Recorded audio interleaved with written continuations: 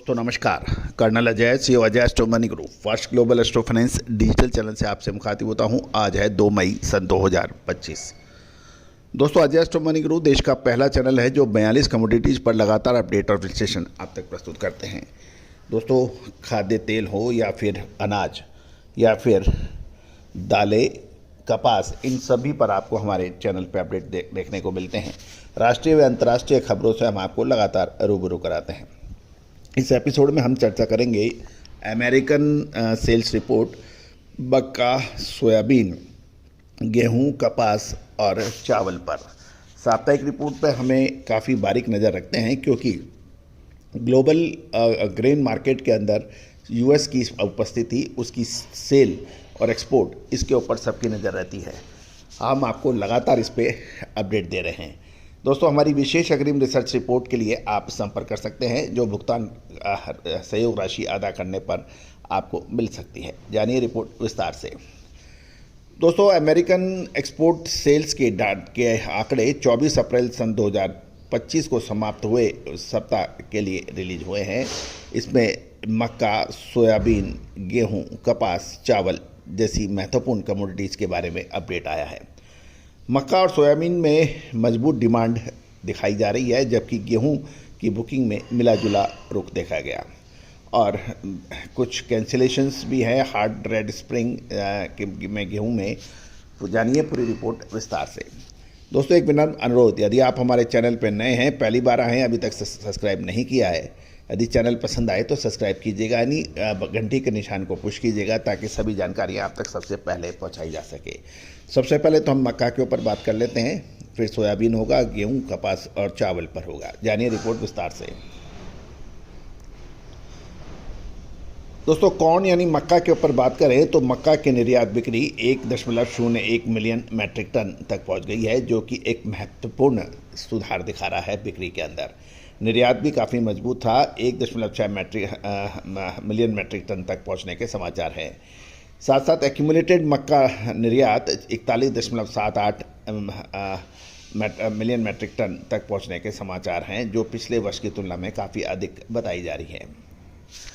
दोस्तों अब हम चर्चा कर लेते हैं सोयाबीन के अमेरिकी निर्यात और वीकली रिपोर्ट्स के ऊपर।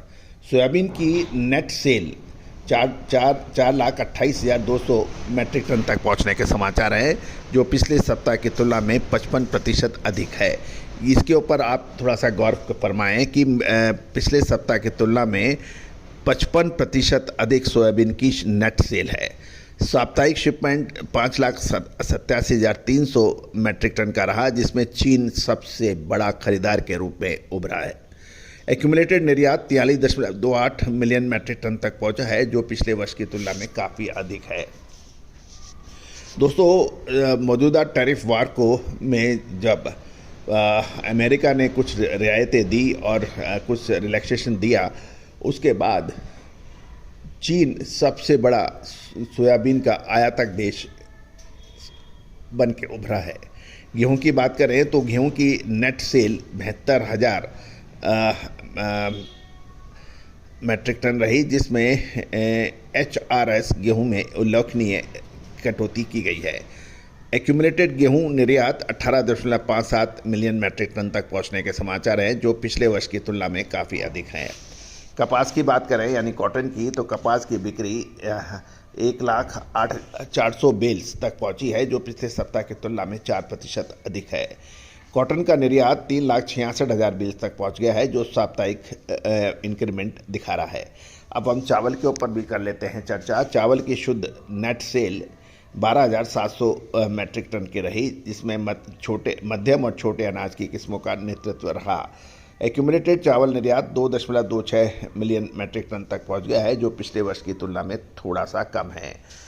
यदि कुल मिला के हम बात करें तो मक्का, सोयाबीन और सोयामील में मजबूत एक्सपोर्ट की दिखाया जा रहा है, जबकि गेहूं और कपास में मिला जुला रुझान देखा गया है। दोस्तों हम अमेरिका के ऊपर नज़र क्यों रखते हैं? क्योंकि अमेरिका कपास हो, मक्का हो, सोयाबीन का प्रमुख निर्यातक देश माना जाता है। विशेषकर चाइना की सबसे ज़्यादा बड़ी खरीदारी अमेरिका से होती है और इसका असर पूरे विश्व की एग्रो कमोडिटीज़ पे पड़ता है। इसलिए हमें बहुत बारीक नज़र American weekly sales report, export report पर हमें नज़र रखनी होती है। दोस्तों, ये तो तय है कि एग्रो कमोडिटीज़ हों या फिर मेटल्स या फिर प्रेसियस मेटल्स या फिर क्रूड, यदि हमें बाज़ारों को पर नज़र रखना है तो हमें अमेरिका पर नज़र रखना काफ़ी आवश्यक हो जाता है। और दूसरी सबसे बड़ी नज़र हमें चाइना पर रखनी होती है। चाइना का इंपोर्ट यदि जीरे पे होता है, धनिए पे होता है, या लाल मिर्च पे होता है, या फिर कैस्टर पे होता है, या फिर मूंगफली पे होता है भारत से, तो उनके दाम बढ़ने लग जाते हैं। और यदि चाइना की का इंपोर्ट भारत से नहीं हो जाता है या धीमा हो जाता है तो इनकी सब की गतियाँ धीमी पड़ जाती है। दोस्तों, आज पूरा बाज़ार ग्लोबल विलेज है। आपको सब पे नज़र रखनी पड़ेगी, सबको देखनी पड़ेगी।